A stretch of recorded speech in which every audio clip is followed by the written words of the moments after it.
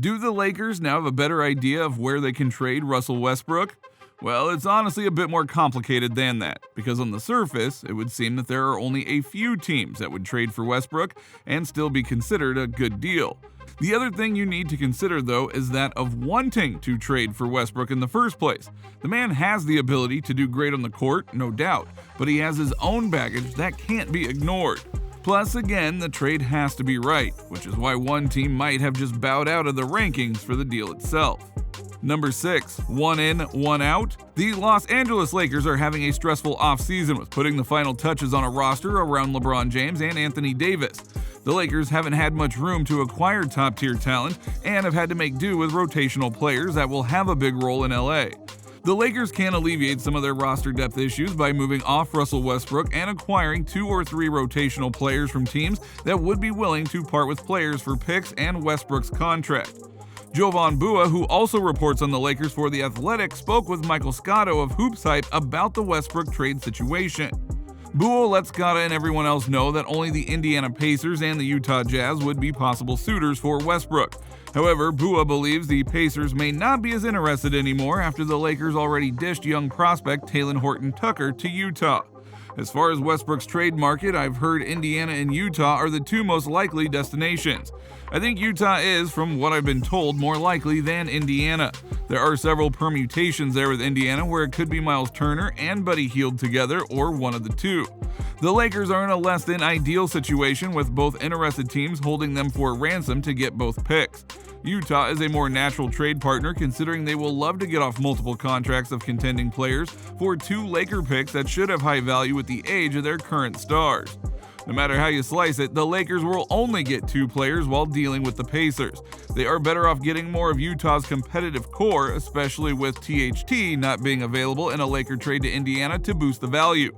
Buddy Hield and Miles Turner are also inconsistent players that lack playoff experience, so maybe Utah is the best option for LA.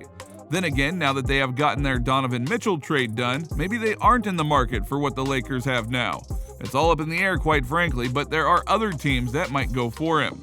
Number 5, Charlotte Hornets.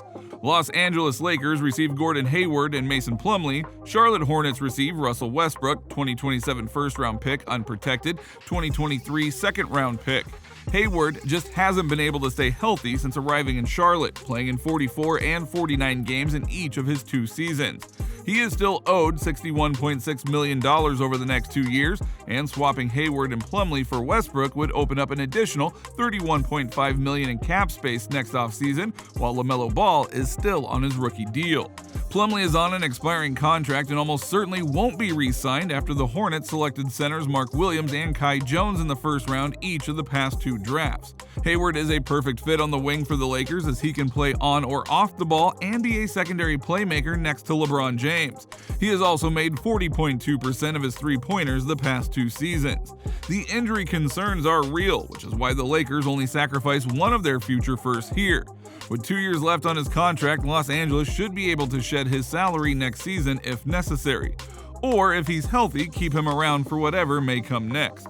Plumlee is a solid starter who will help keep Anthony Davis at power forward and is an extremely underrated passer who should be able to find James on cuts to the basket a few times a game. It could work if the right things come together, and in truth, something is better than nothing at this point. Number 4, Dallas Mavericks.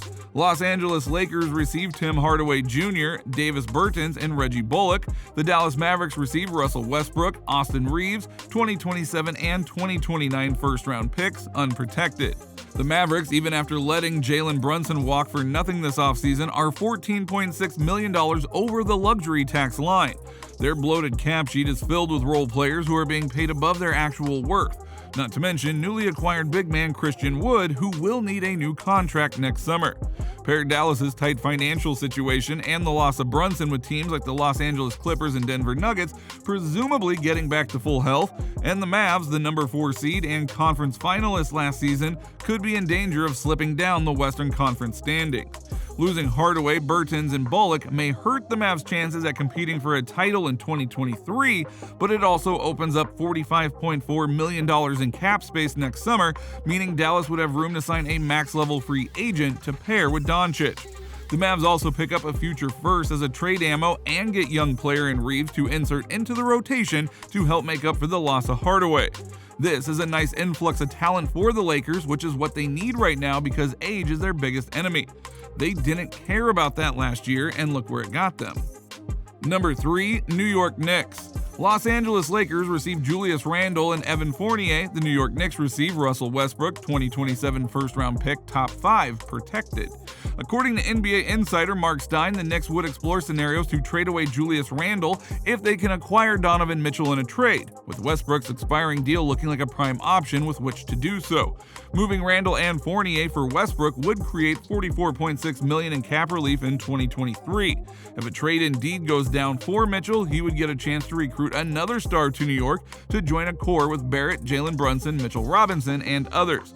This could also turn into a 3-team deal with the future first from the Lakers used to help the Knicks acquire Mitchell. Randle and Fournier are overpaid but can still be quality starters in the NBA, which is what the Lakers need. Quality starters. Not just the ones who have big names or even big potentials. They need someone who can come in and make their team better from the get-go. Number 2, San Antonio Spurs.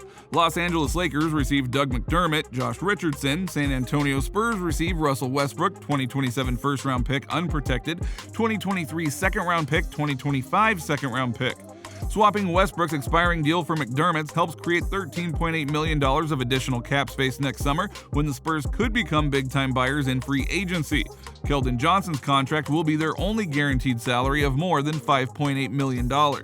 This is the best chance for LA to add some premier shooting around LeBron James and Anthony Davis, as both McDermott, 42.2% from 3, and Richardson, 41.5%, shot the lights out last season. Now, Richardson is also a quality defender who can switch across multiple positions, something that the Lakers desperately need.